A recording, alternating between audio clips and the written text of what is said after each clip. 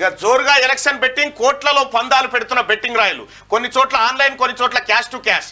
ఏ స్థానంలో ఏ పార్టీ గెలుస్తుందోనని ఉత్కంఠ. తెలుగు రాష్ట్రాల్లో పెద్ద ఎత్తున చేతులు మారుతున్న డబ్బు.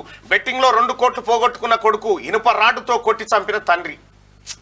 దేశవ్యాప్తంగా సార్వత్రిక ఎన్నికల హడావిడి కొనసాగుతున్న నేపథ్యంలో 2 తెలుగు రాష్ట్రాల్లో ఎన్నికల బెట్టింగ్లు జోరందుకున్నాయి. Congress, BJP, BRS, TDP, YCP పార్టీలు నువ్వానేనా అన్నట్టుగా పోటీ పడుతున్న తరుణంలో ఏ స్థానంలో ఏ పార్టీ గెలుస్తుంది, ఏ పార్టీకి ఎక్కువ సీట్లు వస్తాయని పందెం రాయలు జోరుగా బెట్టింగ్ వేస్తున్నారు.